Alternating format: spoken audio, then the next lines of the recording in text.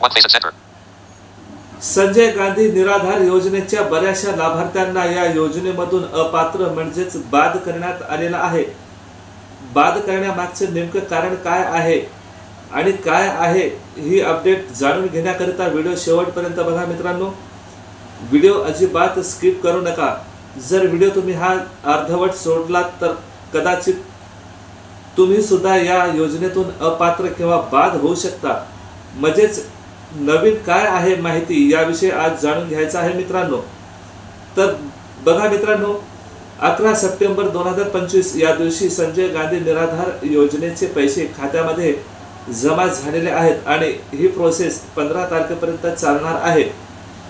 ज्या लाभार्थ्यांना 15 तारखेपर्यंत पैसे येणार नाहीत किंवा येत नाही अशा लोकांनी समजून घ्यायचं आहे की या लोकांना या योजनेतून बाद म्हणजेच अपात्र करण्यात आला आहे।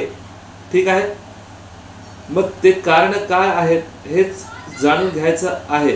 ठीक आहे ना।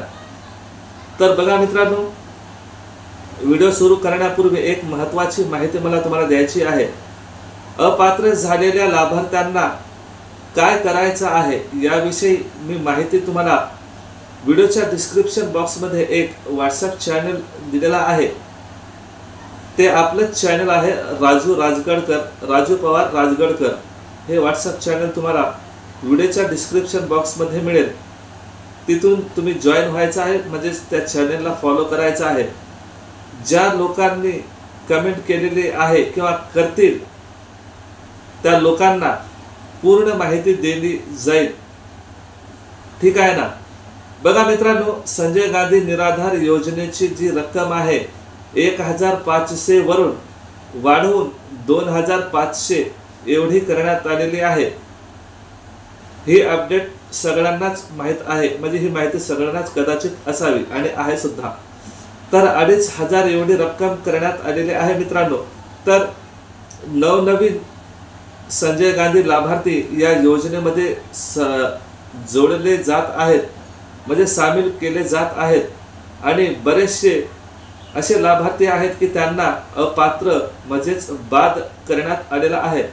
महत्त्वाचं कारण म्हणजे आधार कार्ड बँकेशी शेडिंग नसणे, मोबाईल क्रमांक आधारशी लिंक नसणे, IFSC कोड चुकीचा असणे, अपूर्ण माहिती तहसील कार्यालयामध्ये सादर करणे म्हणजेच उत्पन्न दाखला, हयात प्रमाणपत्र, असे बरेचसे काही कारण आहेत की या कारणामुळे बऱ्याचशा लाभार्थ्यांना या योजनेतून बाद करण्यात आलेला आहे। ठीक आहे। तर मित्रांनो, ज्या लोकांना पैसे आलेले आहेत अशा सर्वच लाभार्थ्यांचं अभिनंदन आणि ज्या लोकांना या योजनेचे पैसे आलेले नाहीत अशा लोकांनी करायचं काय आहे हे तर मी तुम्हाला सांगितलेलंच आहे। ठीक आहे। तर मित्रांनो, भेटूया येत्या व्हिडिओमध्ये। पण महत्त्वाची जी अपडेट मला द्यायची होती मी तुम्हाला ती दिलेली आहे, कदाचित तुम्हाला समजलं असेलच। तर काही दिवसामध्ये म्हणजे येत्या 4 ते 5 दिवसामध्ये मित्रांनो लाभार्थ्यांना बाद करण्यात आलेला आहे, त्याच्या मागचे काय कारणे आहेत त्याविषयीची माहिती संजय गांधी निराधार योजनेच्या म्हणजे महाराष्ट्र सरकारच्या पोर्टलवर दिली जाणार आहे।